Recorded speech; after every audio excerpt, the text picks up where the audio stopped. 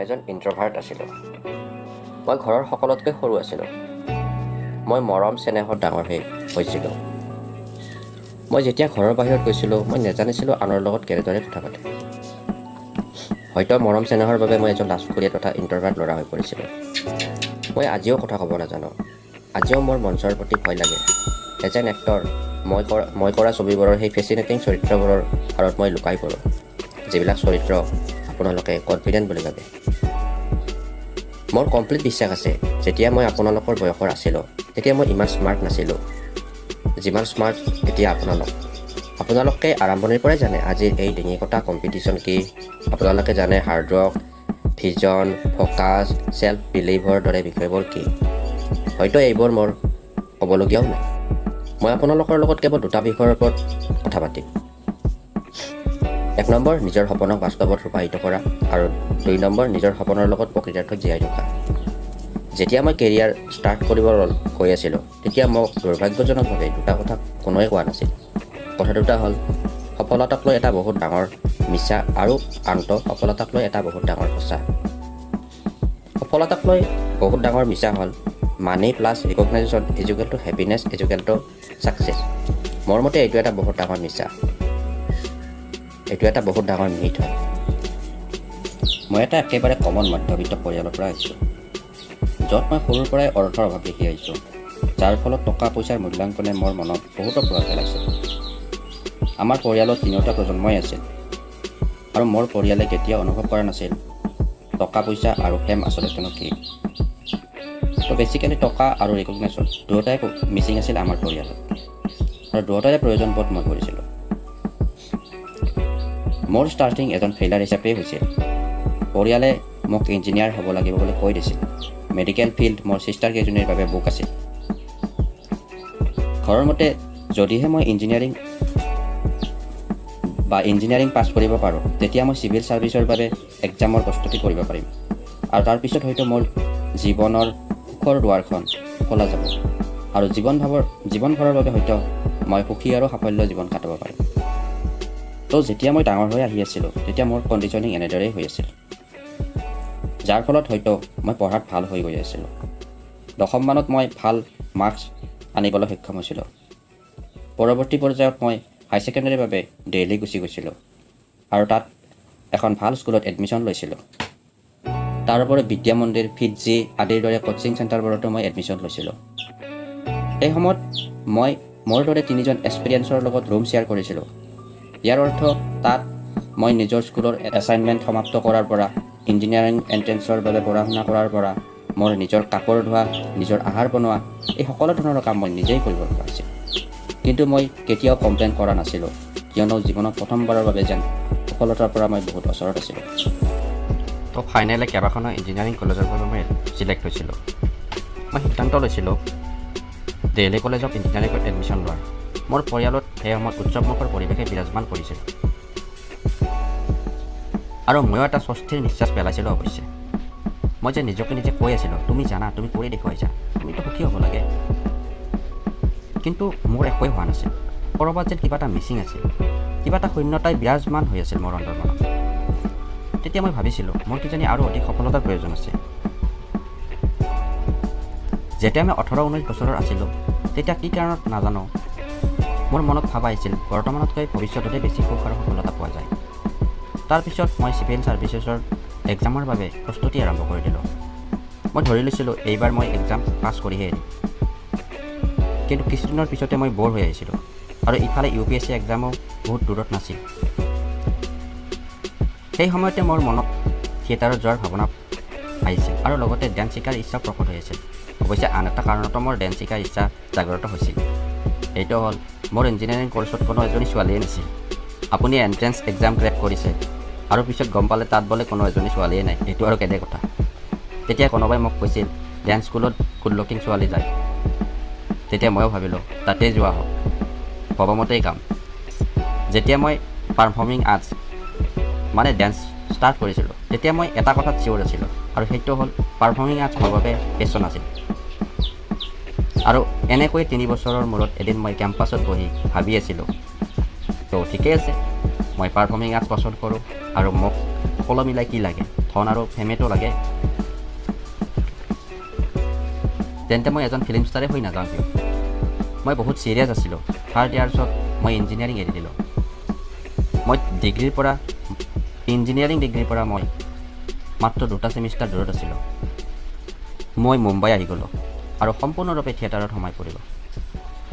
এজন এক্টৰ হ'বলৈ যি স্কিলৰ প্ৰয়োজন এই সকলোবোৰ শিকা ষ্টাৰ্ট কৰি দিলোঁ। আৰু কি জানে, সেইটো সময়ত মই এটা ছিংগল ৰুম কিটচেনত আন 6জন ল'ৰাৰ লগত আছিলোঁ। কিন্তু এইবাৰ মই সাজু আছিলোঁ। এইবাৰ মোৰ বিশেষত্ব এটা আছিল, আৰু সেইটো হ'ল এইবাৰ মই ডেডিকেটেড আছিলোঁ। এইবাৰ মোৰ ছেল্ফ ৰেচপেক্টত প্ৰশ্ন লাগি আছিল। এইবাৰ মোৰ ঘৰ তথা বন্ধু বান্ধৱী সকলোৰে সন্মুখত নিজকে প্ৰমাণ কৰিব লগা আছিল। আৰু সকলোতকৈ ডাঙৰ কথা, মোৰ নিজকে নিজে প্ৰমাণ কৰিব লগা আছিল। আৰু সেইখিনি সময় আছিল যেতিয়া মই এজন বেকগ্ৰাউণ্ড ডেন্সাৰ হিচাপে কাম কৰি আছিলোঁ। আৰু সেই সকলো ষ্টাৰসকলৰ পিছত ডেন্স কৰি আছিলোঁ, যিসকলৰ কথা আপোনালোকে ভাবিব পাৰে, শ্বাহৰুখ খান, শাহিদ কাপুৰ সকলোৰে পিছত। আৰু মই তেওঁলোকৰ পিছত ডান্স কৰি ভাবি আছিলোঁ, মই মাত্ৰ তেওঁলোকৰ পৰা 3 খোজ দূৰতহে আছোঁ। ময়ো কেৱল তালৈকে যাবহে লাগে য'ত তেওঁলোক আছে আজি। আৰু তেতিয়া হয়তো মোৰ জীৱনৰ সকলোখিনিয়ে ঠিক হৈ যাব। আৰু এনেদৰেই চলি থাকিল। ঠিক 2 বছৰৰ পিছত মই প্ৰথমবাৰৰ বাবে ডাঙৰ ব্ৰেক এটা পালোঁ। এটা প্ৰাইম টাইম টিভি শ্ব'ৰ বাবে মোক চিলেক্ট কৰা হৈছিল। চিৰিয়াছলি এইটো মোৰ বাবে বহুত ডাঙৰ ব্ৰেক আছিল, কিয়নো তেতিয়াৰ পৰা মোৰ টকা আহিব ধৰিছিল আৰু আনে মোক চিনি পাব ধৰিছিল। সঁচা ক'ব গ'লে তেতিয়া মই জানি শুনিয়ে শ্বপিং মলবোৰত ফুৰিব খুজিছিলোঁ, যাতে মানুহে মোক দেখা পায়, স্মাইল কৰি ফটোগ্ৰাফ ল'ব আহে। মই নিজকে নিজে প্ৰথমবাৰৰ বাবে টিভিত দেখিবলৈ আৰম্ভ কৰিছিলোঁ।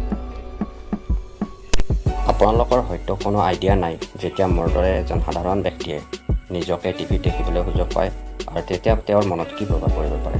মই সদায় নিজকে টিভিত দেখিবলৈ ধৰিছিলোঁ আৰু মোৰ বাবে এইটো এটা বহুত ডাঙৰ নিচাত পৰিণত হৈ গৈ আছিল। লগতে মই এইটোও লক্ষ্য কৰিছিলোঁ, মোৰ এই যাত্ৰাত যিসকল বন্ধু বান্ধৱী মোৰ লগত নাছিল, সিহঁতৰো আৱিৰ্ভাৱ ঘটিব ধৰিছিল। সেই শ্ব'টো বহুত পপুলাৰ হৈ গৈছিল। মই বহুত টকা বনাই আছিলোঁ আৰু এটা সময়ত মোৰ জীৱনৰ পৰা টকাৰ অভাৱ কমিও আহিছিল আৰু মই টকাৰ লগতে যথেষ্ট পপুলাৰ হৈ গৈ আছিলোঁ। কিন্তু এতিয়া মই সেই মলবোৰত অকলে যাব নোৱাৰা হৈ আহিছিলোঁ, য'ত মই আগতে অকলে গৈছিলোঁ। তেতিয়া মোক আনৰ সহায়ৰ প্ৰয়োজন হৈ আহিছিল, যিয়ে মোক মোৰে ফেন্সবোৰৰ পৰা বচাব পাৰে। আপোনালোকে বুজিছে নহয় মই কি ক'ব বিচাৰিছোঁ? অৰ্থাৎ money plus fame equal to 0 freedom. মই নিজৰ বাবে ড্ৰিম হাউচ কিনিলোঁ, ড্ৰিম কাৰ কিনিলোঁ। লগতে এইটোও জনাওঁ, সেইখিনি সময়ত যিমান ফিমেল এটেনশ্যন পাইছিলোঁ, সিমান ফিমেল এটেনশ্যন মোৰ ইঞ্জিনিয়াৰিং কলেজৰ বন্ধুবোৰৰ বাবে এটা সপোন মাত্ৰ। মই বহুত ভাল টাইম কটাই আছিলোঁ, কিন্তু তেতিয়াই মোৰ লগত কিছু আচৰিত বস্তুও হৈছিল। মোৰ মনত কিছুমান ভাৱ আহিছিল, যদিহে মই এই ফেম আৰু টকাৰ নিচাত সোমাই পৰোঁ, তেতিয়া কি হ'ব বাৰু?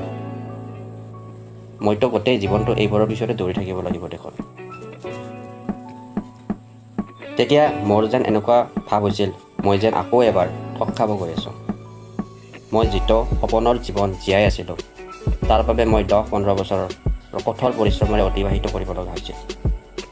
মোক যেন সুখ আৰু সাফল্যৰ আশ্বাস দিয়া হৈছিল, কিন্তু এই ফেম তথা টকাৰ পৰা অহা সুখ মোৰ লগত মাত্ৰ কিছুদিনেই আছিল। মই সুখী হ'ব পৰা নাছিলোঁ। এইটো সাফল্যৰ ভাৰ্চন মোৰ ভাল লগা নাছিল। তেতিয়া মই আকৌ এবাৰৰ বাবে প্ৰেজেণ্টৰ সলনি ফিউচাৰত সুখ বিচাৰিব ধৰিছিলোঁ, আৰু তেতিয়া মই অন্য কিবা কৰাৰ সিদ্ধান্তহে লৈছিলোঁ। ইমানখিনি নেম ফেম থকাৰ পিছতো মই যেন হেপ্পী ফিল কৰা নাছিলোঁ। ইয়াৰ দ্বাৰা এইটোৱে জানিব পাৰিলোঁ যে সফলতাক লৈ বহুত ডাঙৰ মিছাটো হ'ল money plus recognisation equal to happiness equal to success. Actually money plus recognisation equal to 0 happiness 0 success. এতিয়া আহোঁ দ্বিতীয় কথাটোলৈ, সফলতাৰ এটা ডাঙৰ সঁচা। মই জানিছিলোঁ যিবোৰ বস্তু আমি বহুত ডাঙৰ বুলি ভাবোঁ, যেতিয়া সেইবোৰ প্ৰাপ্ত কৰোঁ তেতিয়া গম পাওঁ সেইবোৰ তেনেই সৰু আছিল। নিজৰ অতীতৰ ফালে চাই মোৰ ৰিয়েলাইজ হৈছিল, সৰু সৰু বস্তুবোৰতে আচলতে বহুত ডাঙৰ সুখ লুকাই আছিল। এইকেইটা বছৰত মোৰ কেৱল এইটোৱেই পেচন আছিল কেৱল আগুৱাই যাব লাগে, বাছ কেৱল আগুৱাব লাগে। মই ফ্ল' চাৰ্ট ড্ৰ কৰিছিলোঁ। যদি এইটো হয় তেতিয়া এইটো কৰিম, সেইটো কৰিম, 6 মাহত মই ইয়াৰ পৰা ইয়ালৈকে যাম, এইবোৰেই চাৰ্ট বনাই আছিলোঁ। এক প্ৰকাৰ নিজৰ লাইফটোক যেন কণ্ট্ৰলত ৰাখিব বিচাৰিছিলোঁ। মোৰ ভিতৰখনত ফিউচাৰ আৰু পেশ্যনক লৈয়ে ভৰি আছিল, লগতে অতীতৰ সকলো ৰেছপনচিবিলিটিও মই লৈছিলোঁ অৱশ্যে। মই যেন অতীত আৰু ভৱিষ্যতৰ মাজত দলি আছিলোঁ, মই যেন বৰ্তমানত নাছিলোঁৱে। এনেদৰেই জীৱন আগবাঢ়ি গৈছিল। এদিন মই লক্ষ্য কৰিছিলোঁ, যিখিনি সময়ত মই ষ্টেজ বা কেমেৰাৰ সন্মুখত পাৰফৰ্ম কৰোঁ, তেতিয়া বহুত এক্সাইটেড হৈ পৰোঁ। সেইখিনি সময়ত মোৰ কোনো পাষ্ট বা ফিউচাৰক লৈ চিন্তা নাথাকে। মই কেৱল সেইখিনি সময়ত সজীৱ হৈ উঠোঁ। যেতিয়া মই পাৰফৰ্ম কৰিবলৈ ষ্টাৰ্ট কৰোঁ, তেতিয়া যেন সঁচা অৰ্থত জীয়াই উঠোঁ। জীৱনত প্ৰথমবাৰৰ বাবে বুজি উঠিলোঁ সফলতাৰ সঁচা অৰ্থ কি। সফলতা মানে কেৱল টকা পইচা বা ফেম নহয়। যেতিয়া মই পাৰফৰ্ম কৰিবলৈ ধৰোঁ, তেতিয়া মোৰ লগত কেৱল বৰ্তমান থাকে আৰু বহুত বেছি থাকে এক্সাইটমেণ্ট। যেতিয়া মই স্কুলত আছিলোঁ, তেতিয়া সন্ধিয়া 4টাৰ পৰা 5:30 বজাৰ সময়খিনি মোৰ বাবে খেলা ধূলা কৰা আৰু বাহিৰলৈ যোৱাৰ বাবে এলাউড আছিল। ঘৰৰ পৰা মোক ইঞ্জিনিয়াৰ হ'ব কোৱা হৈছিল, কিন্তু মই এই সকলোবোৰৰ মাজতো সন্ধিয়াৰ সেই সময়খিনিলৈ আগ্ৰহেৰে অপেক্ষা কৰিছিলোঁ সদায়। আৰু 4 বজাৰ লগে লগে মই বাহিৰলৈ দৌৰি গৈছিলোঁ, খেলিছিলোঁ, যেন সেই 1.5 ঘণ্টা সময় মোৰ বাবে মাত্ৰ 5 মিনিটেই আছিল। সেই সময়ত মই ইমান বুজা নাছিলোঁ, কিন্তু আপোনালোকক এতিয়া মই অনেষ্টলি আৰু কনফিডেণ্টলি এইটো ক'ব পাৰোঁ যে মোৰ সেই 4টাৰ পৰা 5:30 বজাৰ সময়খিনিয়ে আছিল আচল সময়। প্ৰকৃতাৰ্থত সেইখিনি সময়ত মই জীয়াই উঠিছিলোঁ, আৰু যোৱা 5 বছৰৰ পৰা মই তেনেদৰেই জীয়াই আছোঁ। কজ আৰু ইফেক্ট দুটা বেলেগ বস্তু নহয়। এক্সাইটমেণ্টেই কজ, এক্সাইটমেণ্টেই ইফেক্ট। আৰু 5 বছৰৰ পিছত মই আজি ইয়াত আপোনালোকৰ সন্মুখত আছোঁ। মোৰ লগত আজিও বহুত টকা পইচা আৰু ফেম আছে, কিন্তু এইবোৰৰ আজি মোৰ জীৱনত বহুত বিশেষ এটা প্ৰভাৱ নাই। এইখিনি কথা IIT বম্বেৰ অভিনেতা সুশান্ত সিং ৰাজপুতে এখন সম্বৰ্ধনা সভাত কৈছিল 2016 চনত। কথাখিনিৰ পৰা কি বুজিলোঁ? সুশান্তে কৈছিল, সফলতা মানে টকা পইচা নাম যশ নহয়। সেইবোৰ থকাৰ পিছতো মানুহ সুখী হোৱা কেতিয়াবা দেখা নাযায়। টকা পইচা নাম যশৰ প্ৰয়োজন নাই বুলি কোৱা নাই, কেৱল সেইবোৰ আমাৰ জীৱন যাত্ৰাৰ এটা অংগ মাথোনে। তেওঁ গোটেই কথাখিনিৰ পৰা এইটোৱে বুজাব প্ৰয়াস কৰিছিল যে সফলতা মানে টকা পইচা নাম যশৰ পিছত দৌৰি ফুৰাকে নুবুজায়। আপুনি সফলতাৰ অৰ্থ কি বুজে? সফলতা হ'ল আপুনি য'তেই যি পৰিৱেশতেই আছে তাতেই সুখী থকা, আৰু সেইটো কেতিয়া হ'ব? যেতিয়া আপুনি বৰ্তমানলৈ জীয়াই থকাৰ অভ্যাস কৰিব। কিয়নো অতীত আৰু ভৱিষ্যত আমাৰ হাতত নাই, আছে যদি কেৱল বৰ্তমানটোহে। আৰু যিটো কথা আজিৰ এই যান্ত্ৰিক যুগত মানুহে হৃদয়ংগম কৰিবলৈ এৰি দিছে। সুশান্তৰ এই বহুমূলীয়া কথাখিনি যদিহে আমি জীৱনত প্ৰয়োগ কৰোঁ, তেতিয়াহ'লে হয়তো আমি সুখী আৰু সফল জীৱন এটা কটাবলৈ সফল হ'ম।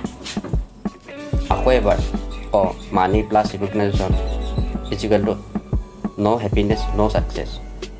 Present plus excitement is equal to success আৰু হেপিনেছ।